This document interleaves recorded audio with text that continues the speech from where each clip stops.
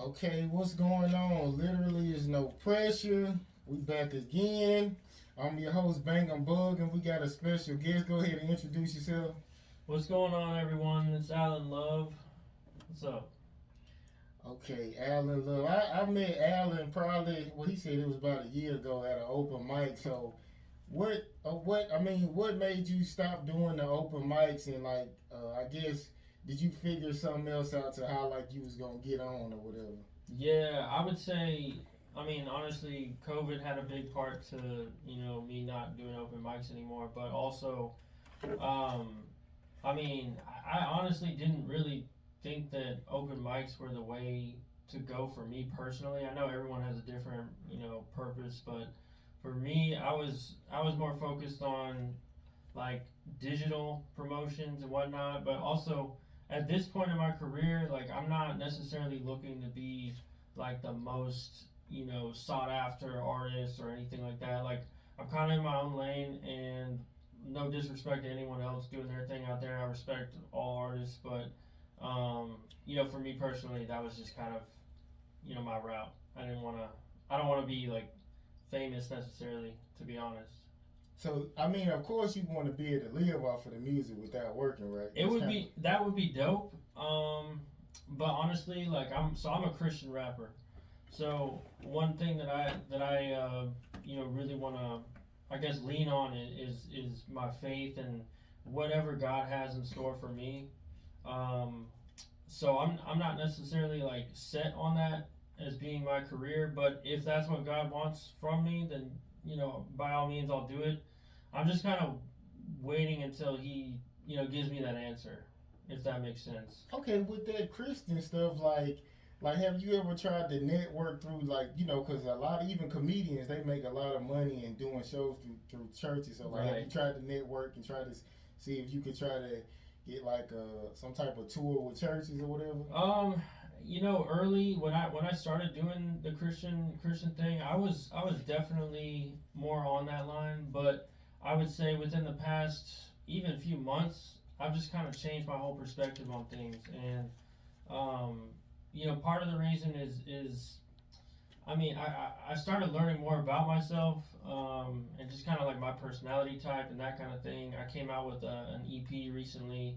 I think it dropped November. It's called Mental Health, and really just figuring out who I am as an artist, who I am as a person. I think COVID really let me dive a little deeper into who I am, and just find my way in life. And that doesn't necessarily have to be with music. Music is definitely a part of it for me, but um, yeah, like church is dope. To go that route as far as doing that music thing and getting on tours and whatnot. And I've seen artists do that, and they can succeed and do well for themselves. That's not my calling as of right now. I don't feel God telling me that that's my calling right now. But if one day I wake up and He's like, "Hey, you need to go do this," then yeah, I'm with it. But in the meantime, I'm just doing my thing. I also have a full time job, so I'm not.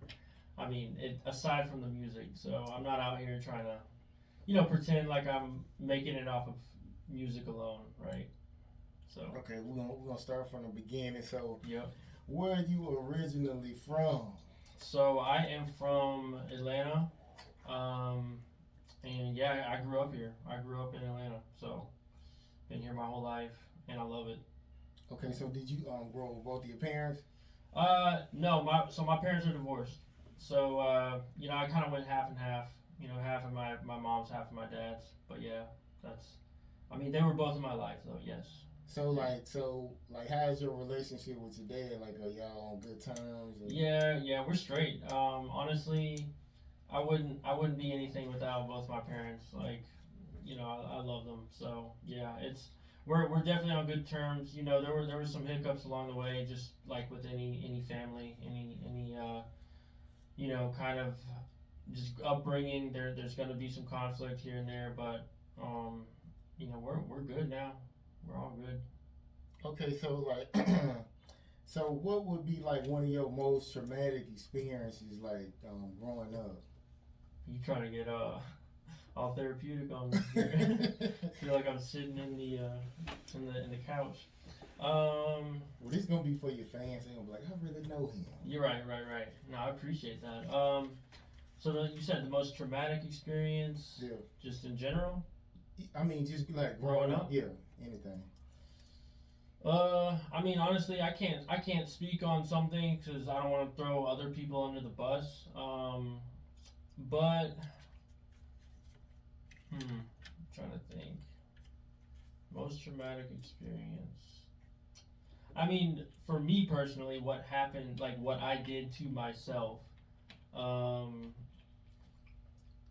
I don't want to throw anyone under the bus. But I mean, I guess going through some really like depressed times and doing things that I wasn't necessarily like that I shouldn't have been doing to try to cope with that depression.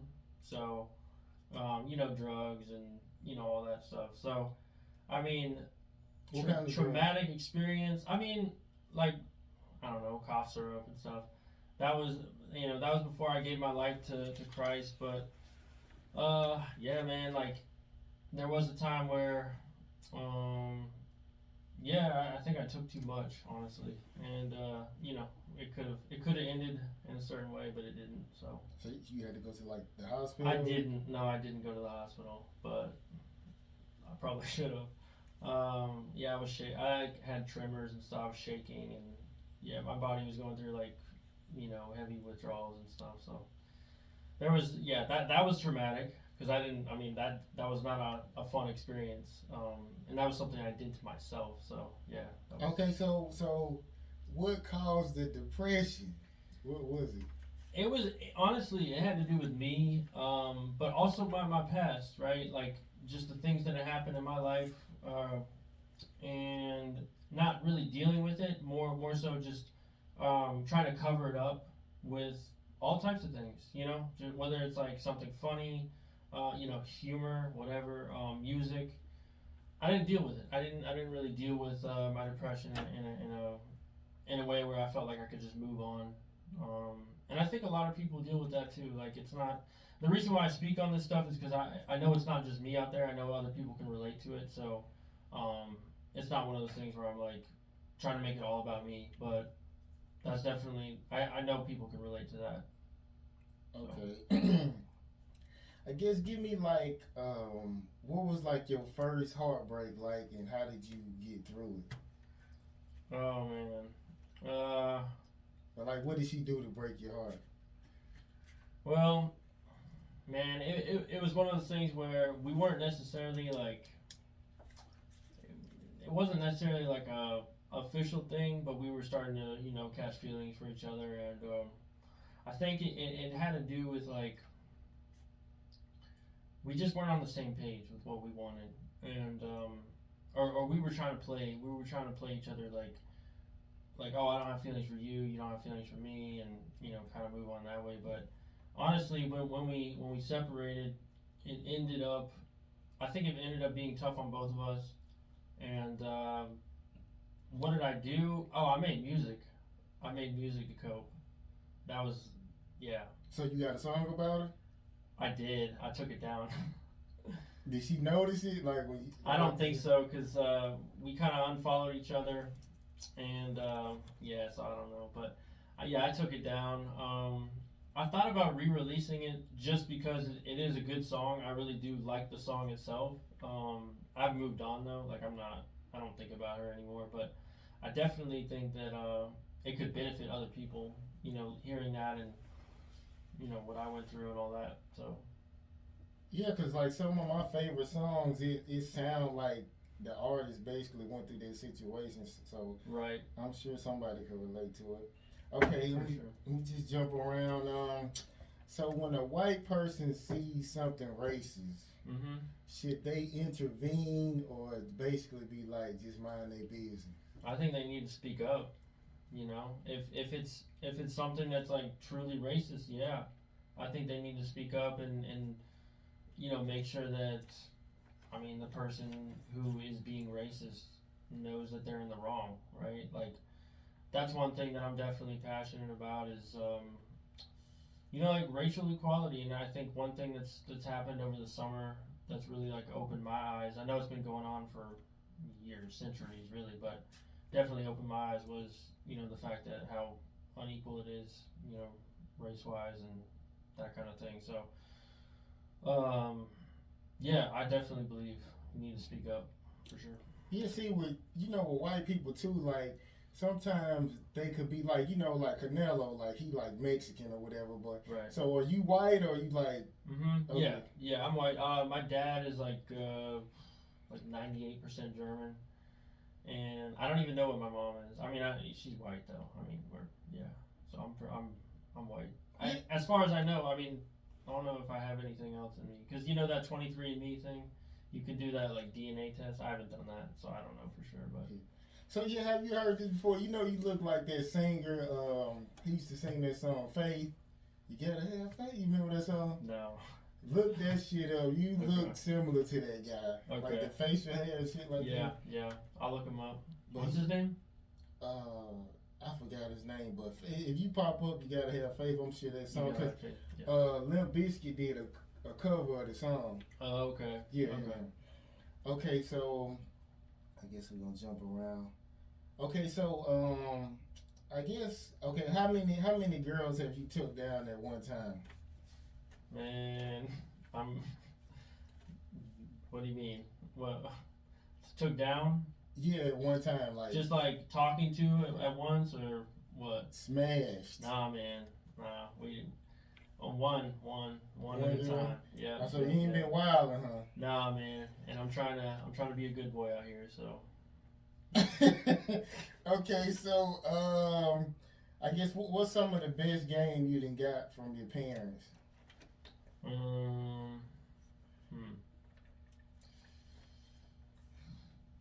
I mean, they both have taught me so much. Best game? That's a tough one, man. That's a good question. I would say, really, they were super supportive. Like growing up, both of them showed that love to kind of just do what you want to do with your life. Don't, like, I'm not going to try to force you to do, what I did, or anything like that. Like, they were very, like, they basically, I mean, not like follow your dreams, because that, that kind of sounds corny, but essentially, yeah, like, that's kind of what they said. Like, just do what you're passionate doing, and, like, they never, like, looked down upon me for, doing music or anything like that. Like, very supportive of all that, so, shout out to them. So what do you do anyway? Like, what's your real job? So I'm in sales. I do, I basically cold call, and, yeah, actually my office is right down the road. It's funny. Yeah, so. Okay, so what's some of the best games you've been given about the music industry? Really be authentic. Like, when you're writing, when you're recording, everything, don't try to be someone else, because then that person, you're gonna have to play that image your entire career, so just literally just like be real and don't try to put on this image like you're something else. And that's definitely something that's helped me along the way, because I used to do that. I used to put on an image, and I just. What was the image like? Just more like when I got into like the Christian hip hop industry, I was trying to be more like, I don't know, just more like proper, I guess, or is that the word? I guess. But now I'm kind of I can be more raw. I can be myself, because I don't view myself as perfect. Like, I'm definitely raw. I definitely have flaws, and I speak about them. And like I'm not afraid to talk about that, and I don't glorify it, but yeah. Okay, so what do you fear the most, and what do you love the most? What do I fear the most? I fear something bad happening to my close, like my friends and family. Like, I want to make sure that they're safe, but some of that's out of my control. So You know, that's what I fear the most. And then what was the other one? What do you love the most? What do I love the most? I love Jesus. Jesus. Yes, sir. Yep. Yeah, it was a comedian. Okay, do you get offended like if somebody's like against Jesus? Because I heard this comedian. He was like, he said, "Motherfuck Jesus." Like I don't give a fuck about Jesus. I think that shit fake. So like, do you think that's offensive? Like, or it don't really matter to you when somebody talk against you? I don't think it really matters to me because at the end of the day, like that person is in a different state. You know, state of mind. So I don't really think like I don't get offended by other people like that. Like he has his opinions, and I feel like God's probably working on him anyway. So you know, it is what it is. I mean, in the Bible, there's someone who basically says the same thing. So and then they get converted to, you know, being one of Jesus' biggest supporters. So. You said motherfucker. You can't say stuff like that, boy. Okay. Oh. So do you have any regrets in life?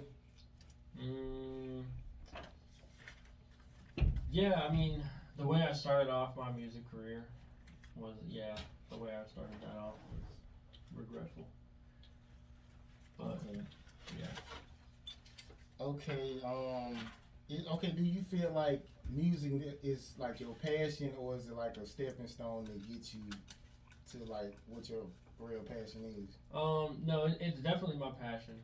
I would say it's one of my passions, but I do it for therapy, so yeah, it's definitely a passion. A lot of artists say that as well. It's a release. Yes. It's a release. Like what Purge tried to do, it's kind of like the opposite, but all in the same. It's a release. So, you know, look at Drake. Drake talks about his feelings all the time. Right. You know what I mean? A lot of people, they say Tentacion, that's really what he's most famous for, because he's not afraid to talk about his feelings, when some people reciprocate it as emo or gothic feelings. But either way, like, he's talking about his feelings. So same with Juice WRLD. They talked about more feelings than gangster stuff. Yeah, I mean, it's sometimes it's about feeling, man. No doubt. So yeah, that's kind of how I am. Okay, so what can make you lose respect for a man?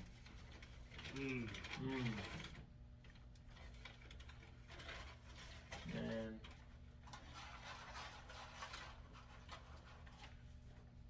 I would say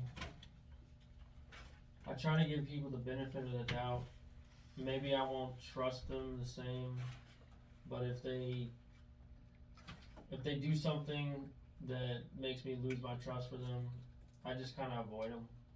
But I'm not one to like throw them to the wayside. Like I'm not gonna just like I still pray for them and stuff. But I got a 3-strike policy. Yeah. Baseball. You get 3 times. And then what? I completely don't deal with you. Yeah. Fuck with them anymore. That's the thing, you know, like you can't keep everyone close to you who you know kind of betrays you like that. So. But I make it 3 credible strikes. Right. No BS. Right. 3 credible strikes. You get 3 credible strikes where I can undoubtedly say, like, you messed up. After those 3 strikes, don't hit my line, don't come around my spot, nothing. Yep. Okay. So what's something you are not willing to do to make it? Man, a lot. Give us just one. He just told you his passion for Christ. You know he's not doing a lot for Yeah. I mean, that's true too, because there are, you know, artists in the industry that are willing to do anything. I mean, in the Christian world too. What's one thing? I mean, yeah, like sell my soul, basically. You know, just sell out, essentially. Like I want to make authentic music, and I don't really think I need to make music for a certain audience. Like I just want to make music that sounds good to me, and then whoever likes it, and that's great, and shout out to them. But Like for example, a hype artist versus more chill artist. I'm not gonna try to be something I'm not. Like I'm a chill artist. So I'm not gonna like try to make music for the stage, just to promote myself. Now there are people out there that like they need to do that and that's how they get the bread and everything. Like I respect that, but for me personally, like I'm not. I just don't. I don't feel like I need to do that. I want to be true to myself, basically. The most successful artists change nothing about themselves. Yep. They turn out every deal they have to in order for them to keep their creative control. It's about creative control. Being an artist, you want creative control can be bought. Sometimes you sign it away and don't even know it. You know. Right. That's very true. It's about creative control, man. Mhm. Gotta keep that. Okay, so is there like a situation that happened like this? Let's just say like a death or something like that, and you never really dealt with it. Because you know how sometimes people can experience a death in their family and they won't cry or nothing for, and then like 5 years later they'll think about it and they kind of break down. So was anything that happened and you never really got to vent it or heal from it? Yeah. Like when my grandfather died, that was tough on me. That was like 2011, I think, and I never dealt with it. I just like, well, I've dealt with it now, but at the time I didn't. Yeah, I didn't deal with it. You know, I resorted to like, you know, just basically suppressing those feelings for as long as I could. You know. So has anybody asked you about it to like so you could vent it, or you just kind of? Well, so I see a psychologist now. So yeah. That's expensive as fuck. Yeah, but I mean I got insurance, so. Oh, insurance pay for that? They pay for most of it. I gotta pay like $50. I don't see her all the time, but I see her. Yeah. Do you feel like when she answers stuff that you ask, that you really get a clear response on it though? No, but I don't think that's her job. Because so I think for therapy it's more of like you sort of talking about things and sorting things out for yourself so you can figure out, and she asks you the questions so you can answer the questions for yourself and try to learn like, all right, what route do I need to go, you know? So when you just want to do that with a female that you dating, nah, man, there's stuff I don't want to open up to. No. Yeah, but you know, for real though, when you do open up to females, like they throw that shit in your face, like. That's what I don't want. I don't want to do that. When you argue with them. Yeah, I'm not. That's why I try to keep that, you know, private as possible. I mean, you know, you can talk to your family about it sometimes too, if you're close. It just depends, but. Okay, so has anyone ever left you lonely, knowing you were all they had? That was something I seen on Instagram. Oh, shout out to Instagram. Shout out to Instagram. Left me lonely. I mean, I'm pretty much like I don't want to call myself a loner, but like I am introverted, so like I'm okay being alone anyway, so I don't really mind that. But wait, what was the question? It was. Has anybody left you lonely, knowing you were all they had? No. Mm-mm. But if your family with you, but you know, it's some people who don't have no family or nothing. And yeah. They're special somebody. They take off on their ass anyway. So. Yeah, that's tough. I mean, I can't imagine that. That's. It sounds like something out of a romantic movie. You know what I'm saying? One of them Lifetime specials. No, Johnny, don't leave me. No, laugh. No. You're all I need. Okay. Matter of fact, I'm gonna kind of go left. I always go left. Okay.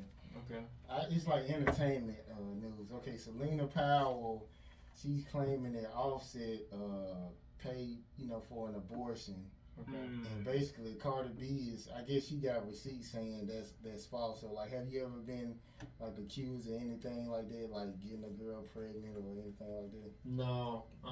Thankfully, no. Yeah, I mean, I've tried to stay on somewhat of a clean path. I mean, I'm not perfect, but yeah, no, I've never been in that position before. No. Okay, it was another story. This was like in the news. Zachary, Louisiana. It was a 34-year-old woman. She was arrested for charges. It was carnal knowledge of a juvenile. Whoa. Indecent behavior with a juvenile and contributing to delinquency to a juvenile. Well, how old was he? 15. How old? And carnal is basically it's like sexual needs and activities. I don't know why they don't say rape for women, but like, have you ever seen it? Like, did you go to like a private school or public school? No, I went to public. Yeah. So did you hear any stuff like that, like in high school, like girls messing with the teachers?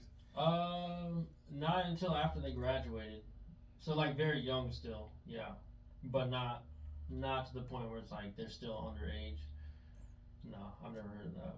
I went to APD. I heard of that every day. Like, but see, it's a thin line on it though, because sometimes you don't know, man. Like, you have girls say like, man, yeah, Coach Red, like he woody whoop or whatever. But then it's like, you know what I mean? We was out of school later on down the line and he got caught on something. But it's like, to this day, you still don't really know. But with guys though, you know, you always got guys that shoot the shit. They be like, man, yeah, man, I hit Miss Lewis, man. And we like, bro, we know you there. She married, bro. We know you ain't hit Miss Lewis. Bro, you lying. Married don't mean nothing. I mean, yeah, but see, now that's why I'm finna get to my next point. My next point is, like, I've been watching Power lately. And it's like, the relationship that old boy, the little dumbass jock guy, what is Zeke? That guy that he has with Shawty.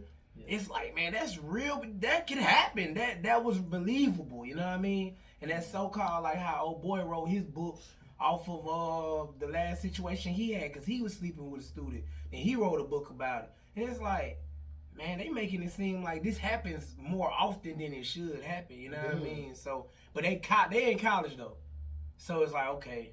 I think college is different though. Yeah, that's what I'm saying. But still, it's still like the average sophomore and freshman in college is what 19 to 22. The average professor is like grad school, but yeah, I don't know. The average professor is what, like 30, 35? The legal age is 17, right, in Georgia? Man, we see you can't. Nah, man, you I don't can't. think. Isn't it 18? I don't know. I heard it was 16 when I was in Alabama. But then, I think it is in Alabama, isn't it? No, I'm saying it's 18. Man. It's 18. We can't be pushing that type of. We can't be pushing that, man. We can't be pushing it on these young women, man. Because see, that's what. Yeah. Like I made this argument the other day. Miss Mulatto, when she first came out, she was hardcore bars, just bars, nothing else, bars. She had a look to her, but it was like, yeah, I'm hungry, I want to eat, I can rap. It was about the rap. You know what I'm saying? She realized, and whoever on her team realized, we're going to have to make it about the sex. Because until we do that, we ain't going to get a hit record. She made it about the sex, she got a hit record. So it's like, we forcing that on these young women now. And it's that I don't agree with. I got 4 daughters. I don't agree with that. I don't agree with us forcing that on them. Only because it's like, when you think about it, yeah, let's say the average age is 17. Like, I'm in the nightlife. So, like, what I'm starting to see now is these scumbag promoters, they going around the local county and they getting these go-go dancer girls when they probably fresh out of high school or might be still in high school. Cool. And they from 17 to 20. Now, they don't got to go get a permit, which is $250 to go get a permit to dance. Now, they in here getting felt on by these older-ass men, 35-year-old men. Like, and you won't even know that until after the night done and you really done got a real good look at it. And it's like, I done been in situations where I done seen promoters do it, and it's like, I don't like that shit because we pushing that culture. We pushing that. I'm talking about all races, white, black, Chinese. Sure. They bring it all young girls because they already on Instagram doing it anyway. Hey, let me help you. They probably finessing them. Hey, let me help you show you how to get some money by doing this. And you ain't got to do it in front of there. You get some money thrown. Oh, I ain't got to get a permit and do that. Nah, you ain't got to do that. Let me show you how to. Man, that shit is new age pimping. I'm 27. I'm about to be 28. I wouldn't date anyone younger than 24. That's what they selling. They selling. I know.